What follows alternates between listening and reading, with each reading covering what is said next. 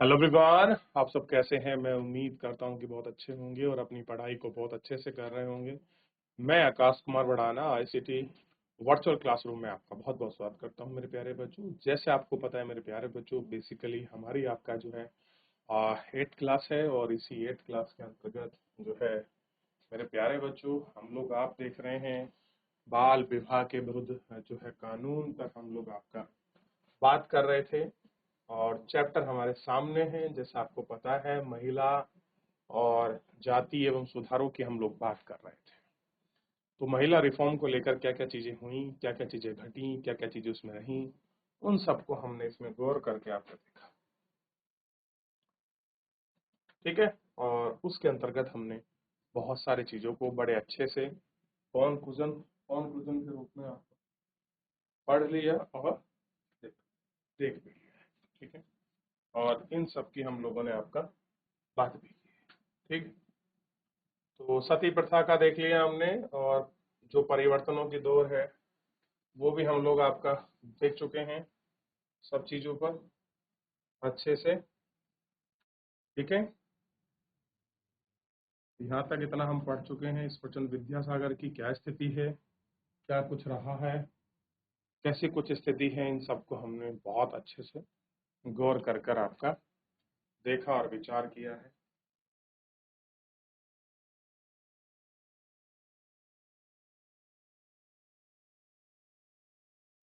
आर्य समाज के विषय में पढ़ा, कुछ समाज सुधारक थे। अच्छा, इनके बारे में आपको बताना भूल गया जब कल हम लोग लेक्चर कर रहे थे। ये हैं दयानंद सरस्वती, आर्य समाज के स्थापक हैं। 1875 में इन्होंने आर्य समाज की स्थापना की।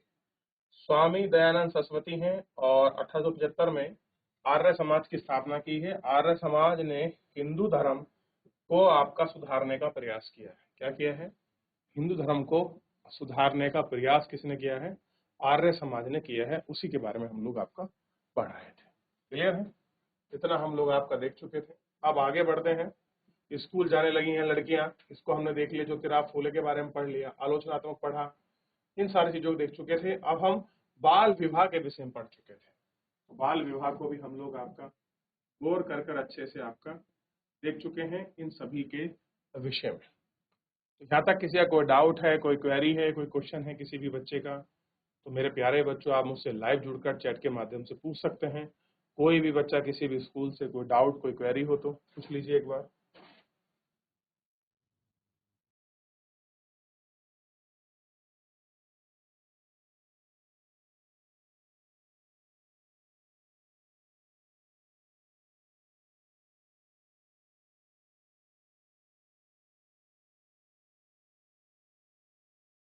जाति और समाज सुधार, हमने अभी जिन समाज सुधारकों का जिक्र किया है उनमें से कई जाति गैर बराबरी का विरोध करते थे। कह रहे जितने भी हमने समाज सुधारक पढ़े हैं उनमें से कई जाति गैर बराबरी का विरोध करते थे।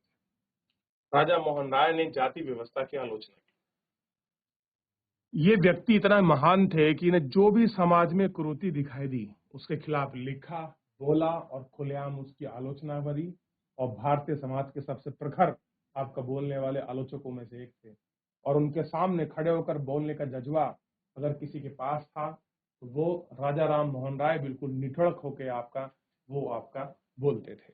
ठीक। जाति व्यवस्था की आलोचना की करने वाले एक पुराने बौद्ध ग्रंथ का अनुवाद किया।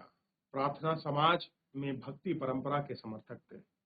जो आपका प्रार्थना समाज था वो क्या था? भक्ति परंपरा का समर्थक। इसने सभी जाति के आध्यात्मिक समानता पर जोर दिया। जाति उन्मूलन के लिए काम किए। मुंबई में 840 में परमहंस का मंडली का गठन किया। जाति उन्मूलन के लिए क्या किया गया था?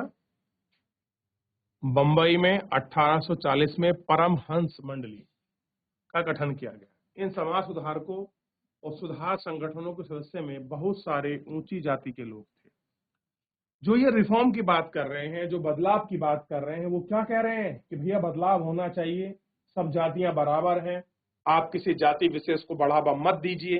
ये कौन बात कर रहे हैं? ये वो बात कर रहे हैं जो अपर कास्ट के लोग हैं और जो लोअर कास्ट को दबाते थे। तो उनमें से कुछ बुद्धिजीवी लोग समानता की, बराबरी की बात करने पर जोर दे रहे हैं और बात कर रहे हैं कि भैया सबको बराबरी का अधिकार है और सबको बराबरी का अधिकार मिलना चाहिए, सबको समानता है और सबको समानता का अधिकार मिलना चाहिए, इसके वो आपका खुले पक्षधर है। गुप्त बैठकों में सुधारक भोजन और स्पर्श जैसे मामलों में जातीय कायदे कानून का उल्लंघन करते थे, जिनसे अपने जीवन में जातीय पूर्वग्रह और बंधनों पर जी पा सके। कैसे कर सकें? वो अच्छे से जी सके।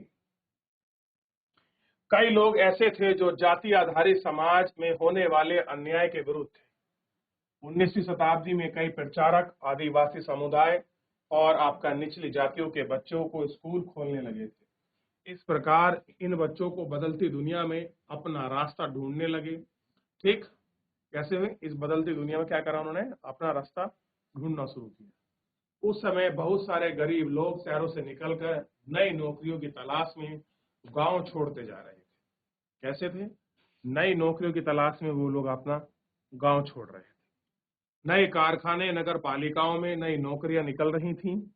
कल्पना कीजिए कि इसमें मजदूरी से कितनी मांग पैदा हुई। शहरों में नालियां बन जाने लगी, सड़कें बिछने लगी, इमारतों का निर्माण होने लगा था और आपका शहरों को साफ किया जाना था। कैसा था?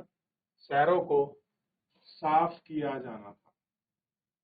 इसके लिए पुलियों और खुदाई वाले, बोझों को ढोने, ईंट वाले, नालियों के सफाई करने वाले, वे कर्मचारियों की, पालकी ढोने वाले, रिक्शा खींचने वाले की जरूरत थी। यह श्रम कहाँ से आया है?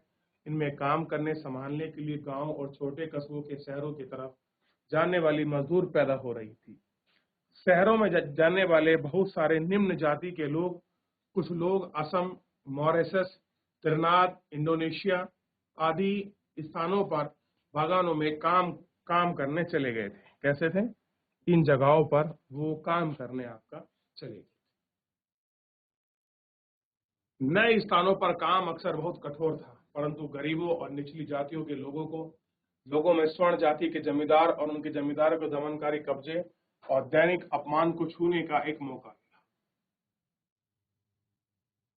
कैसा मिला? एक दैनिक अपमान को छूने का मौका मिला। तो स्थिति इस तरह की थी और आप इमेज दे सकते हो कि 19 शताब्दी में जॉन एलन द्वारा कुली जहाज द्वारा भारतीय मजदूरों को मॉरिशस ले जाता था।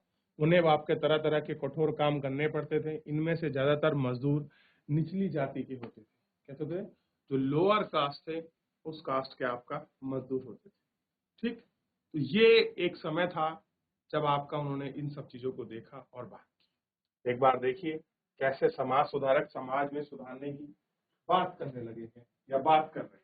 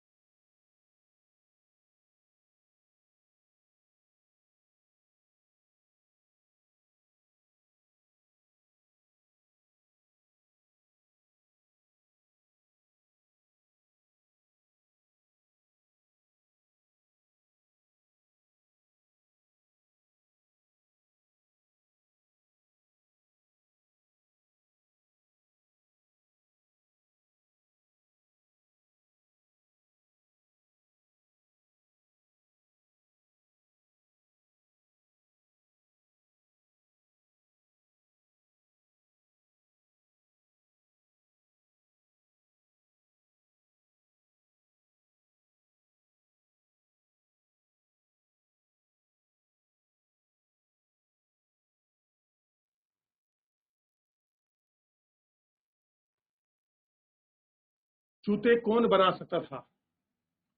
चमड़े का काम करने वाले लोग परंपरागत रूप से नीची नजर से देखा था कि जो लोग जीते आपका जूते बनाते थे उनको बड़ी नीची नजर से देखा, क्योंकि वे मृत पशुओं का चमड़ा निकालते थे जिन्हें गंदा व दूषित माना जाता था। वे विश्व युद्ध के दौरान सेना के लिए जूतों की जबरदस्त मांग पैदा हो गई, परंतु चमड़े के कामों के प्रति जाति पूर्वाग्रह की वजह से परंपरागत चमड़ा कामगारों और मोची के ही जूते तैयार कर सकते थे। लिहाजा वे जाति की कीमतों की मांग करने लगे और उन्हें काफी लाभ।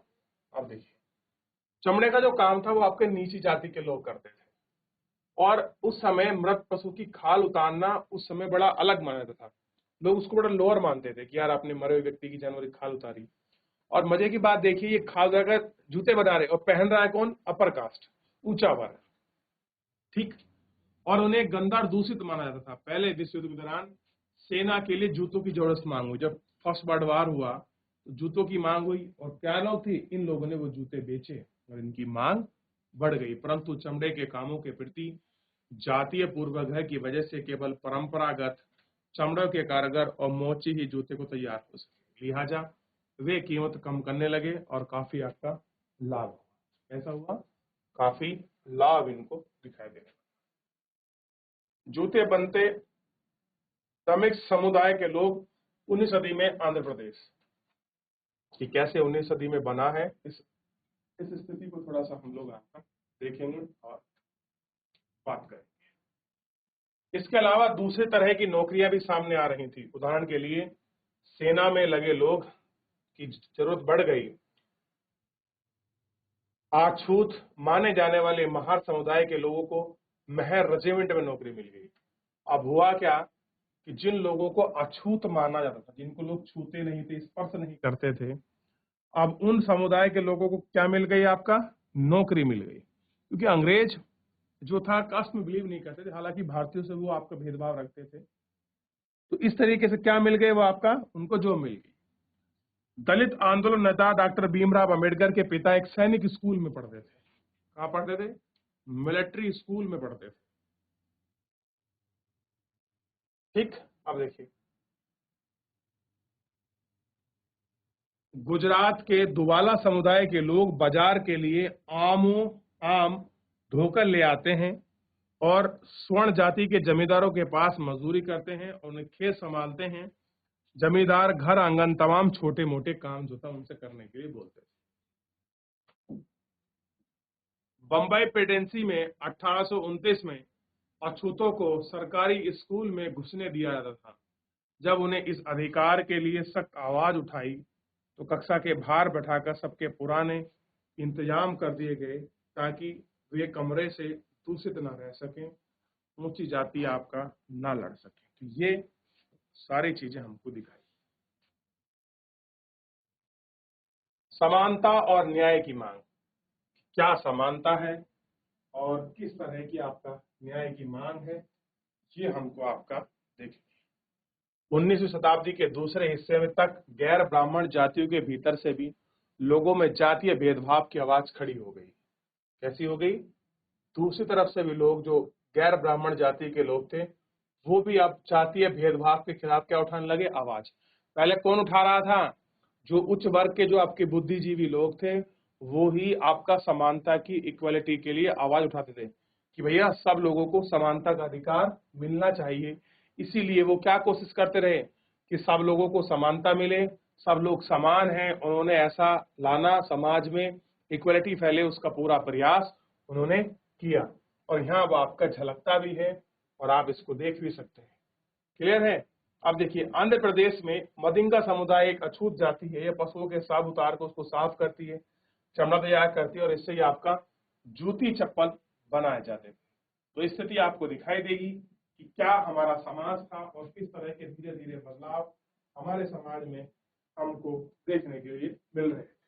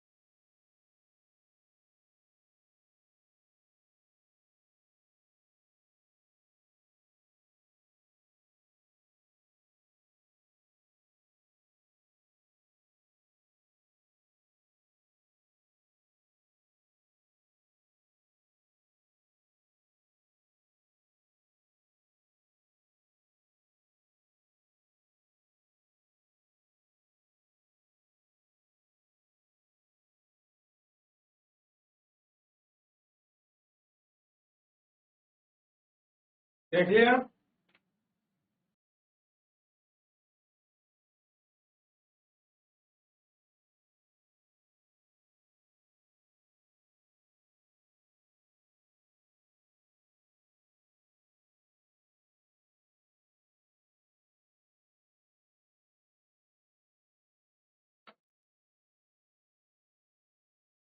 मध्य भारत में सनातनी आंदोलन की शुरुआत घासीराम दास ने की। उन्होंने चमड़े के काम करने वाले कामगारों को संगठित किया, उनकी सामाजिक स्थिति में सुधार के लिए आंदोलन छेड़ दिया। पूर्वी बंगाल में हरिदास ठाकुर ने मताओ यानी कि महताओ पंथ यानी कि जो आपके चंडाल थे बेसिकली, उनकी बात कर रहा हूं।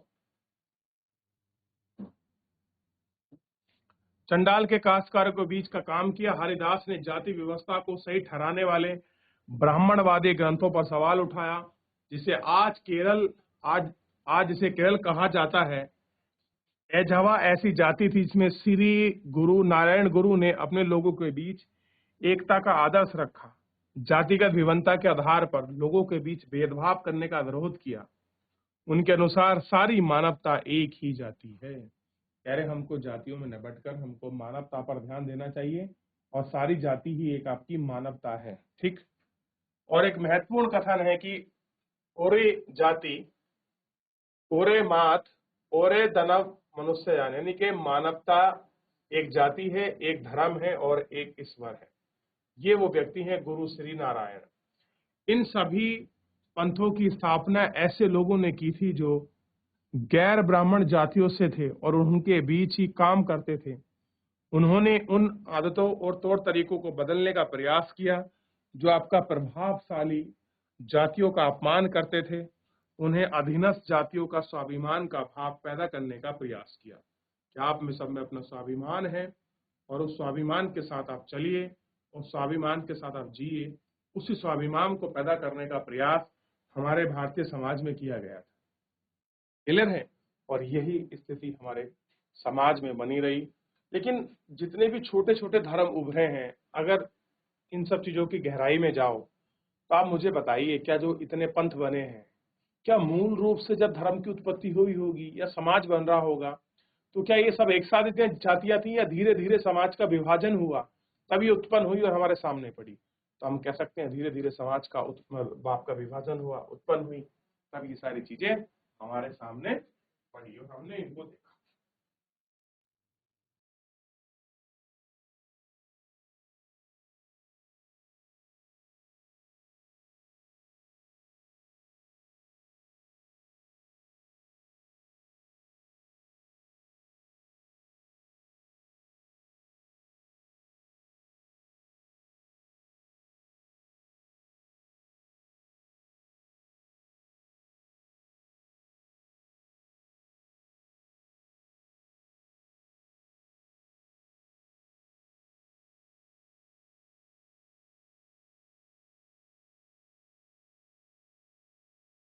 चलिए, देख लिया, इतना पढ़ लिया हम लोगों ने। आगे बढ़ जाए, आगे बात करें। बात कर रहे हैं, एक पुस्तक लिखी थी ज्योतिबा फूले ने। समाज में आईना दिखाने का काम करती थी ये पुस्तक, और इसका नाम था गुलामगिरी। निम्न जाति नेताओं को ज्योति राव फूले सबसे मुखर नेताओं में से एक थे।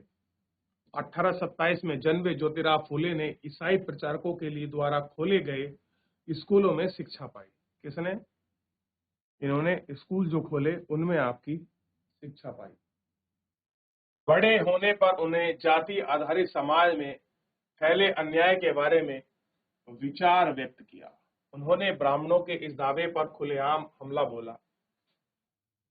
आर्य होने के कारण औरों से श्रेष्ठ। फूले का तर्क था कि आर्य विदेशी जो उपमहाद्वीप के बाहर से आए हैं, उन्हें मिट्टी में आकर असली वारिसों यानी कि आर्य से आने पहले यहाँ रहे मूल निवासियों को हराकर गुलाम बनाया था। फिर जो लोग यहाँ पहले से रह रहे थे उन मूल निवासियों को हराकर उन्हें क्या बनाया? गुलाम बनाया।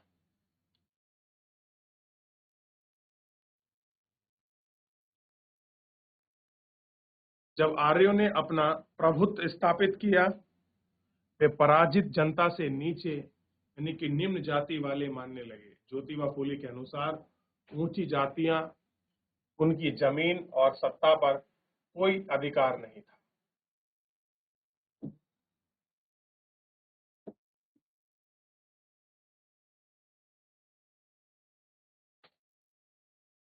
यह धरती देश के लोगों की कथित निम्न जाति की है। वो कह रहे हैं जिस धरती पर आप बस रहे हो, ये बेसिकली जो निम्न जाति के लोग हैं उनकी है। यहाँ तो कौन आए थे? आपके आर्य आए थे, जिन्होंने यहाँ के लोगों को हराया, मूल लोगों को, उनको हराकर अपनी जमीनों पर उनसे काम करवाया और एस्टेब्लिश कर गए, जबकि सब कुछ इनका है, जो आपके गरीब लोग हैं उनका है। फूले ने दावा किया कि आर्यों के शासन से पहले यहाँ स्वर्ण युग था, सोने का काल। कोई किसी को परेशान नहीं करता था, कोई भेदभाव नहीं था, कोई वहां किसी प्रकार की आपकी लड़ाई युद्ध चीजें नहीं थी। ये तो अभी हुआ जब से तुम लोग यहाँ आए हो। ठीक।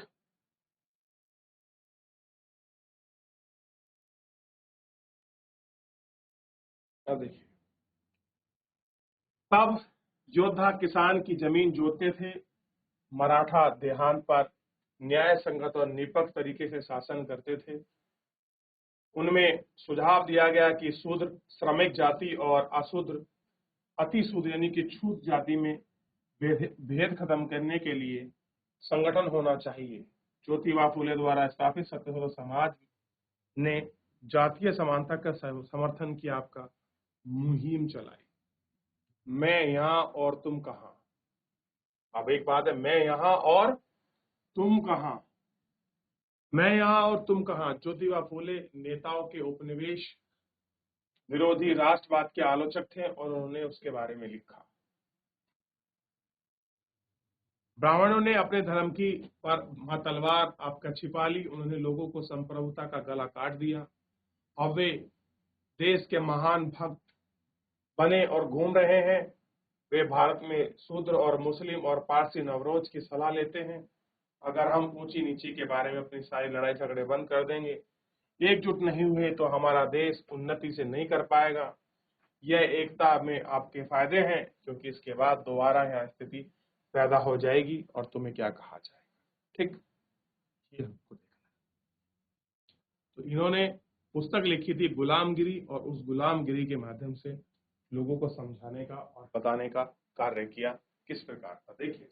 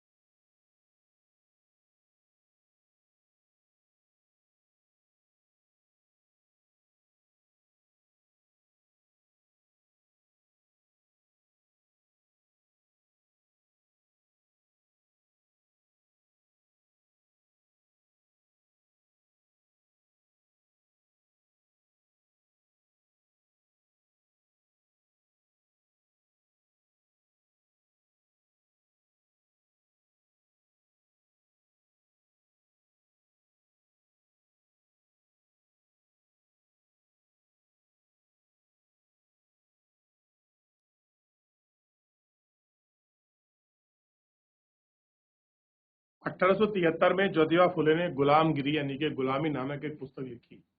इसमें लगभग 10 साल पहले अमेरिकी गृह युद्ध हो चुका था, जिसके परिवार स्वरूप अमेरिका में दास प्रथा खत्म कर दी गई। फुले ने भी अपनी पुस्तक में उन सभी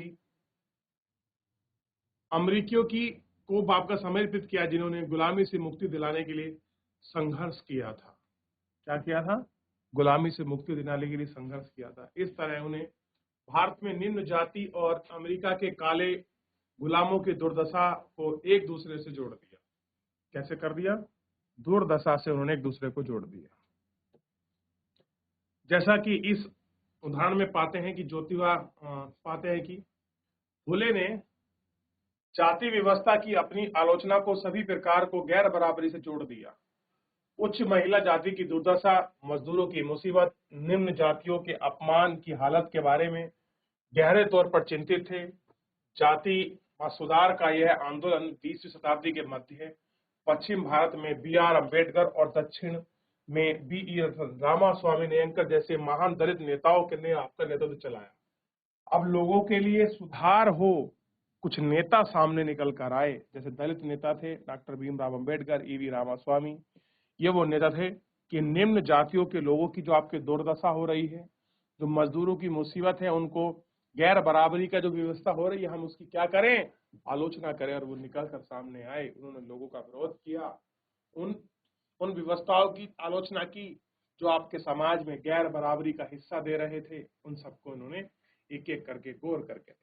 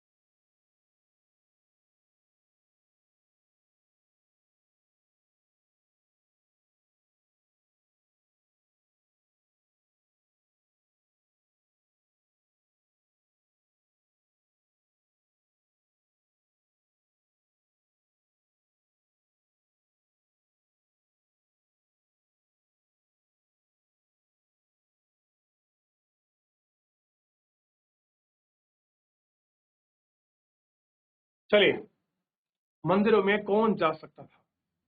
जो मंदिर हैं उनमें कौन जा सकता था?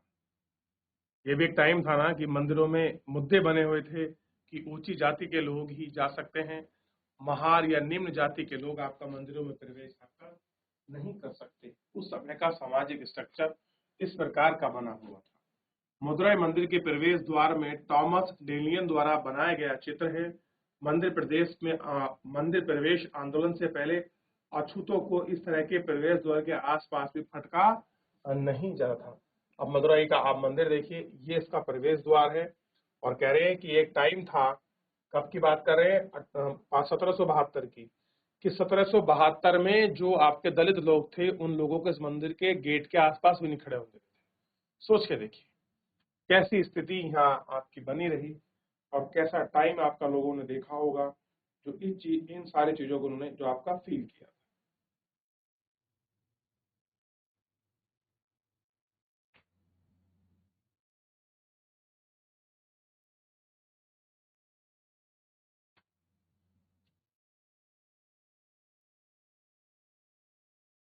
गैर ब्राह्मण आंदोलन 20वीं शताब्दी के आरंभिक में गैर ब्राह्मण आंदोलन शुरू हो गया। यह उन यह प्रयास उन गैर ब्राह्मण जातियों का था जिन्होंने शिक्षा, धन और प्रभाव हासिल हो चुका था। उनका तर्क दिया गया था, ब्राह्मण तो उत्तर से आए हैं और आर्य आक्रमण के वंशज हैं। आप देखिए, जो गैर ब्राह्मण आंदोलन हुआ क्या है, ये गैर ब्राह्मण आंदोलन था और जो आपका शिक्षा, धन और प्रभाव हासिल हो चुका था। और उनका तर्क क्या था, ब्राह्मण तो उत्तर से आए हैं और आर्यों की आपके वंशज हैं और यहाँ के मूल निवासी आपका देसी द्रविड़ नस्लें हैं, यानी कि जो आपके द्रविड़ हैं वो लोग मूल हैं। आर्य कहाँ से आए हैं, बाहर से आए हैं, को हराकर दक्षिणी भूभाग विजय कर लिया और सत्ता पर ब्राह्मणवादी दावों को चुनौती दे दी। इसने ई रामास्वामी नैयर, इनको पेरियार कहते हैं।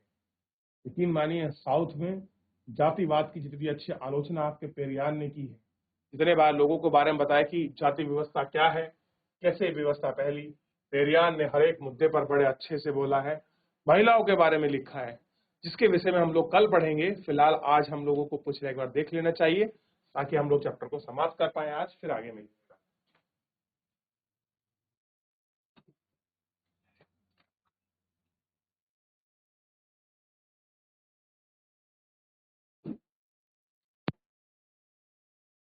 चलिए, तो मेरे प्यारे बच्चों, फिलहाल आज के लिए इतना ही। मिलते हैं नेक्स्ट लेक्चर में, तब तक अपना ध्यान रखिए, स्वस्थ रहिए और अपनी पढ़ाई को बहुत अच्छे से करते रहिए। मुझसे जुड़ने के लिए आपका बहुत बहुत धन्यवाद।